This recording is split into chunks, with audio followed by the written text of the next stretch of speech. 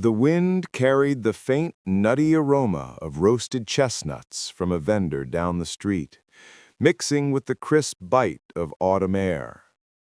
Neon lights reflected off the slick pavement, casting streaks of gold and crimson beneath the slow shuffle of people passing by. A black sedan eased to the curb, sleek and commanding. David stepped out first, tall, composed, every inch the man in control of his world, dressed in a perfectly tailored black suit. The streetlight caught the sharp angles of his jaw, shadowed yet striking. In his right hand he held the tiny fingers of a little girl in a white knit dress, Lily. Her golden curls peeked from under a wool cap, bouncing lightly with every step as they walked together down the sidewalk. David's stride was steady, deliberate, the kind of walk that spoke of schedules, control, and the weight of responsibility. Lily, however, was wide-eyed, taking in every flicker of the city around her. Suddenly, she slowed, tugging gently at his hand. "Daddy," she whispered, halting completely. David looked down, expecting maybe a lost mitten, but her gaze was fixed across the street, toward the park. She lifted a small hand and pointed. "Daddy, why is she sleeping on the bench?" David followed her line of sight. Beneath the flickering yellow glow of a lamp-post, a young woman lay curled on a weathered park bench. She couldn't have been older than 19. Her hair, a messy halo of pale gold, spilled over her shoulders. A faded sundress clung loosely to her narrow frame, its hem frayed, stained, and worn thin. Cradled in her arms was a newborn baby, swaddled in a blanket that had seen better days, its faded white fabric barely keeping the chill at bay. Her face was pale, lips trembling ever so slightly in sleep, cheeks flushed from the cold. Despite her exhaustion, the way she held the baby was fierce, protective, as though she could shield him from every gust of wind. David exhaled slowly, beginning to turn, ready to continue their walk. "Come on, Lily." But Lily didn't move. She gripped his hand tightly, eyes still locked on the bench. "She has a baby," she said softly, awe and worry lacing her tone. "He's so small. Will he be okay?" David's jaw tightened. Since the day his wife had passed, he had built invisible walls around himself, a fortress of pragmatism and routine, shielding him and Lily from the unpredictable weight of other people's problems. Seeing someone in need had become a passing thought, something he acknowledged, then quietly pushed aside. Yet Lily's question lingered. The baby shivered, snuggling further into her arms. Something inside David shifted. Kneeling beside Lily, he carefully removed her white knit scarf and whispered, "May I?" Lily nodded silently, watching as he stepped across the wet grass toward the bench. The young woman stirred, eyelids fluttering, but she did not wake fully. "Miss," he said gently, low, firm, a tone carrying both concern and authority. "Miss, wake up. You can't stay here tonight." Her eyes opened slowly, clear, bright blue eyes, not pleading, not asking, eyes that had survived nights far worse than this one. "I'll be fine," she murmured, voice rough from cold and exhaustion. "I'm not asking for anything." David studied her for a moment, then glanced down at the tiny baby. The chill in the night air cut sharply, and he felt his carefully constructed walls begin to shift.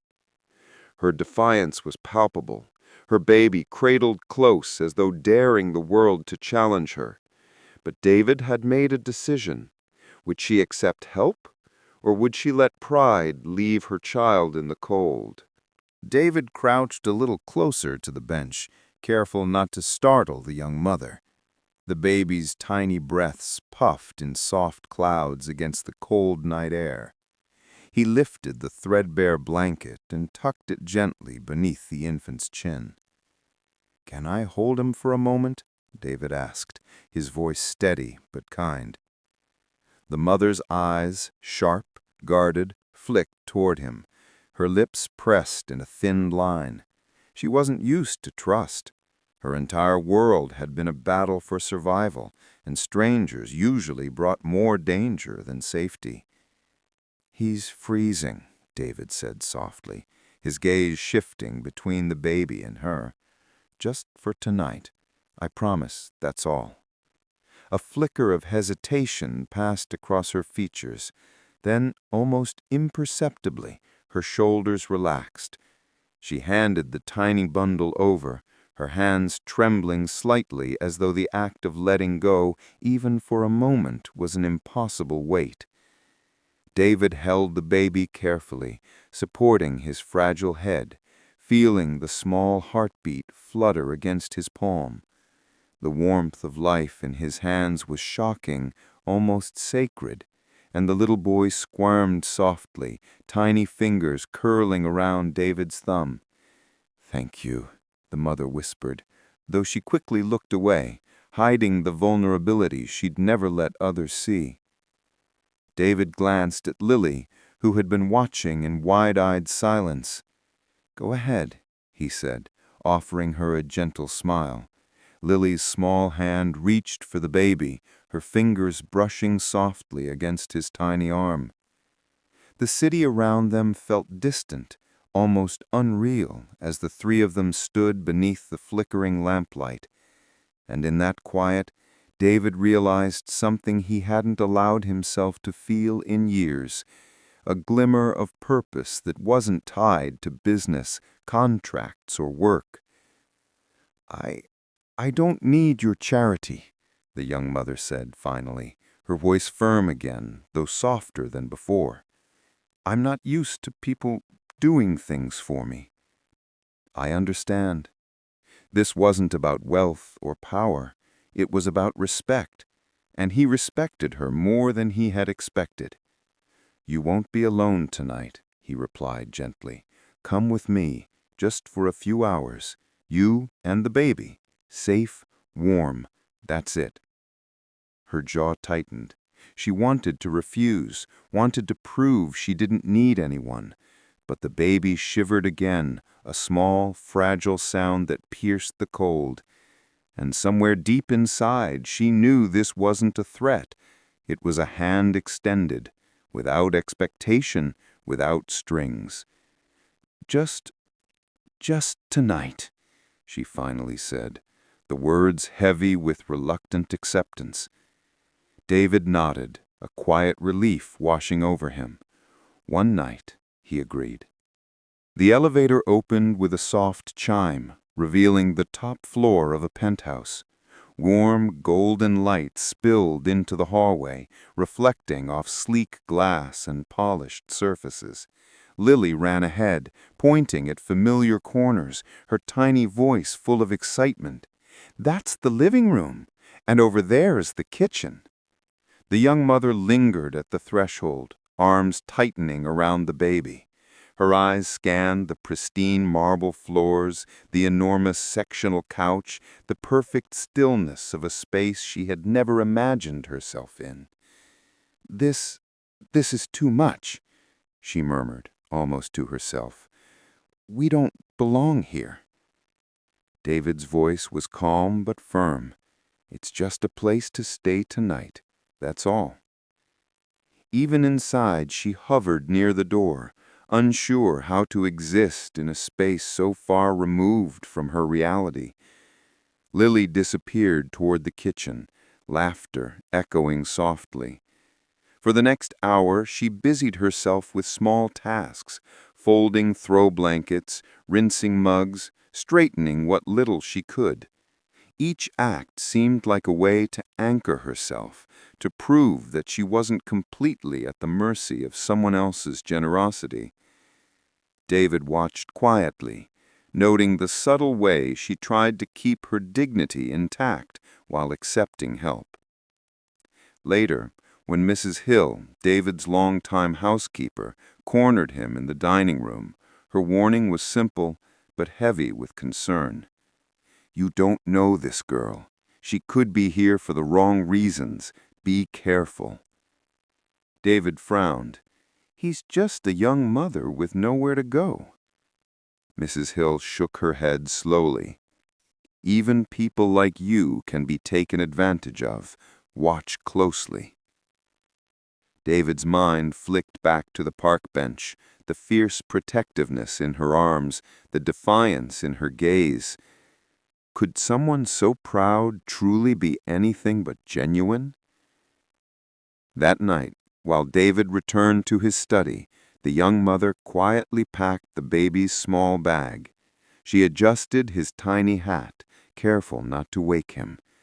One hand on the doorknob, she paused and heard the soft patter of small feet behind her. "Anna," a tiny voice whispered. "Lily." And suddenly her resolve faced a challenge she hadn't anticipated. Could she leave, knowing someone so small had placed her trust in her? The soft patter of small feet startled her. She spun around, heart racing. Lily's wide eyes stared at her, holding the unspoken question. "Why are you leaving?" "Lily, the young mother began, but the words caught in her throat. She wasn't used to being questioned, not by children, and certainly not by a child who had already let her into his world so freely. David appeared in the doorway behind them, his expression calm but serious. "Going somewhere?" he asked softly. She shook her head quickly, clutching the baby to her chest. "No, I thought I should check on him." David stepped closer, hands in his pockets, observing her carefully. "I know what it's like to feel out of place, but you're safe here. Tonight, that's enough." Her eyes flicked toward the sleeping baby, then back to Lily, whose tiny hand reached out instinctively. Something inside her cracked. The walls she had built around herself, the walls forged from years of struggle and mistrust, were slowly crumbling. By midnight, the apartment had settled into an unexpected rhythm. Lily lay on the couch, wrapped in a soft blanket, whispering stories to the baby as if she were already part of his world. The young mother watched silently, her heart tightening. David, seated at the far end of the room, sipped his tea quietly, giving them space. For the first time in a long while, the young mother allowed herself to breathe without tension, to feel something other than fear and suspicion. "You know," she whispered, almost to herself, "I never thought anyone would care this way." David's gaze softened. "Sometimes the world surprises us. You just have to let it."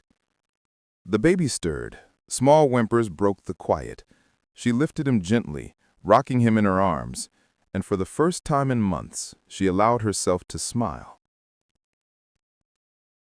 Morning came with unexpected knocks at the door. The young mother froze. Who could it be? Had someone followed her? David opened the door, revealing a man in a neatly pressed suit holding a folder. "Mr. David," he asked politely, "I need to speak with you regarding an urgent matter." The young mother instinctively pulled the baby closer. David's eyes narrowed slightly. He didn't like the look on this man's face, the cold professionalism hiding something heavier beneath. "What's this about?" David asked. The man glanced at the young mother. "We have reason to believe the child may be involved in a custody investigation. I need your cooperation." Her heart raced.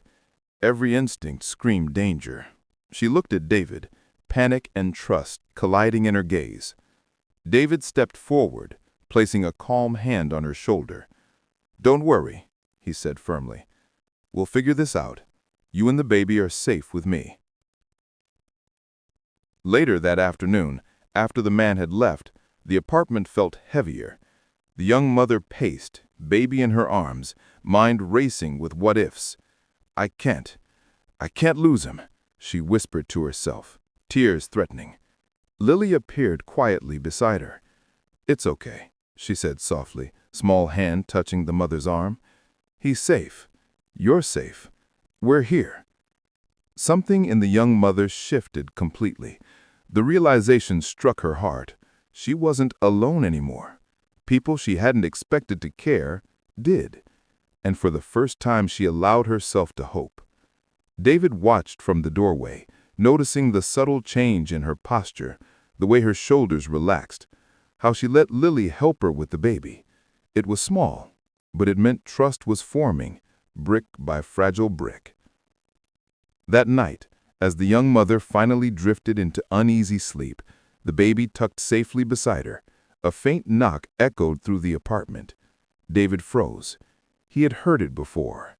Soft, deliberate, and unsettling. Someone was here, outside the door, watching. The camera would pull back slowly, leaving the audience with one lingering question. Who was outside? Friend or threat? The knock at the door echoed through the apartment again, sharper this time. David's eyes narrowed, his jaw set. He didn't need a second glance to know it wasn't just a casual visitor. He moved silently, hand resting lightly on the doorknob, his body tensed like a coiled spring.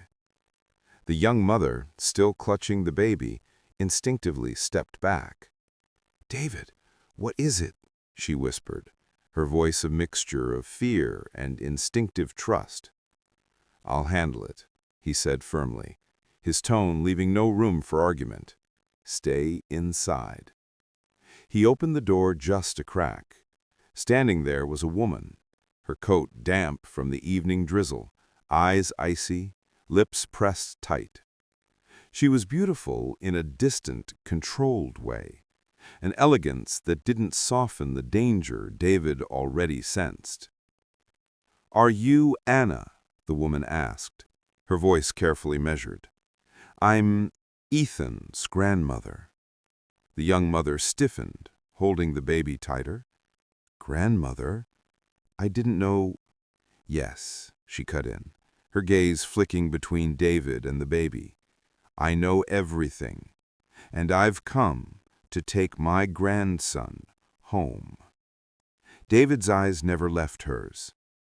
"He's safe here, and I won't let anyone threaten him, or her." He nodded toward the young mother. "This is his mother. She has every right to protect him." The grandmother's eyes narrowed. "I'm his family. You can't just—" "Family doesn't mean taking what isn't offered willingly," David interrupted. His tone wasn't aggressive, but it carried a weight that filled the hallway.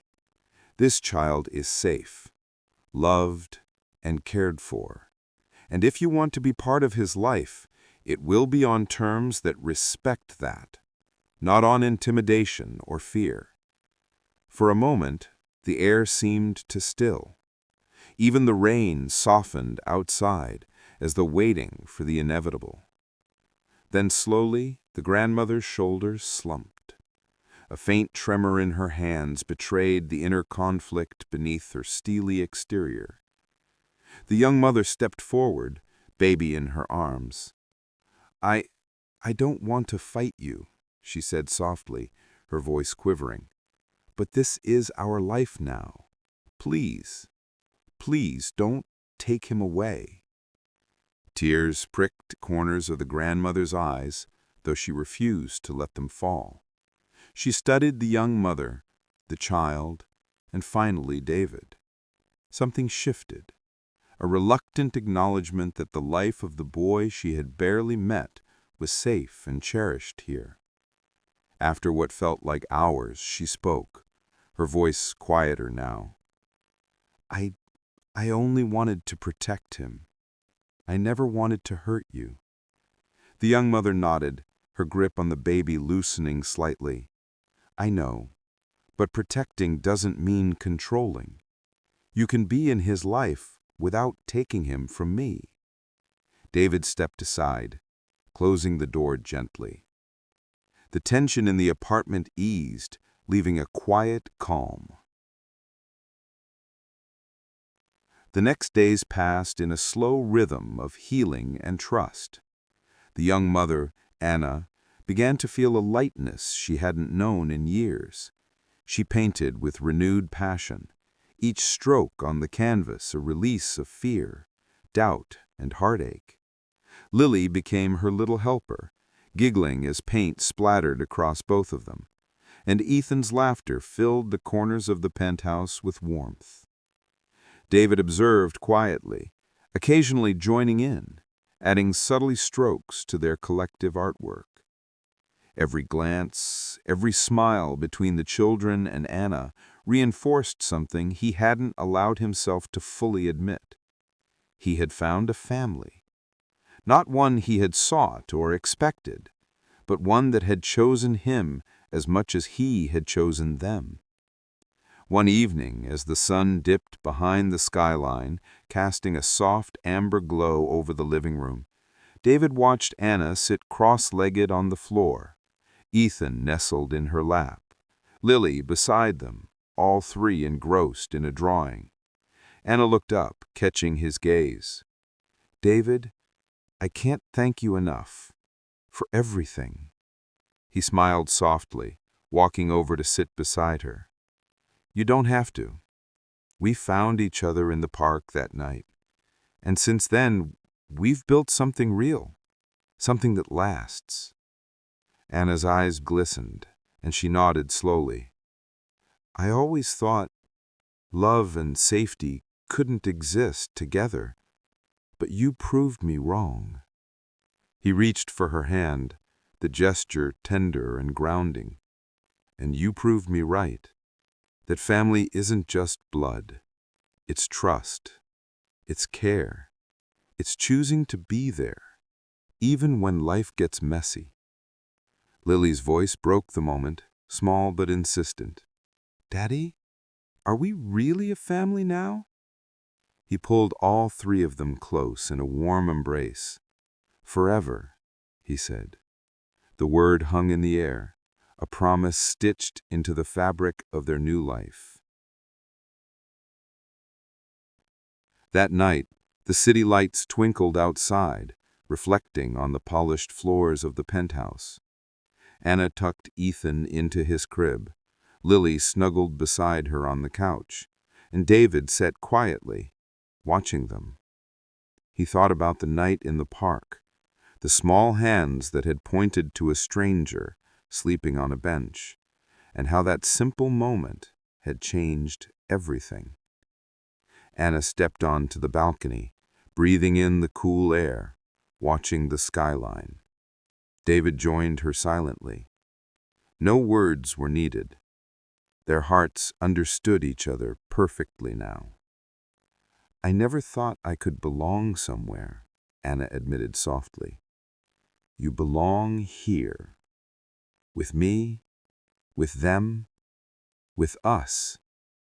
The wind rustled softly, carrying with it the promise of a life rebuilt, of love earned, and of hearts healed.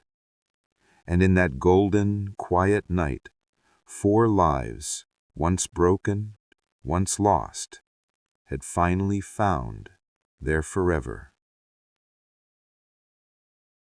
Sometimes, the most extraordinary love stories don't start with grand gestures or perfect timing. They begin in small moments. A hand held, a question asked, a life chosen. Anna, Ethan, Lily, and David's story reminds us that kindness, courage, and trust can create families out of strangers, warmth out of cold nights, and hope out of despair. Because in the end, love isn't about what we're given. It's about who we choose to protect, to fight for, and to stand beside, no matter the storm. If this story touched your heart, imagine how many more are waiting to be told. Subscribe to Kindness and Love Tales for more stories that heal, inspire, and remind us of the power of human connection.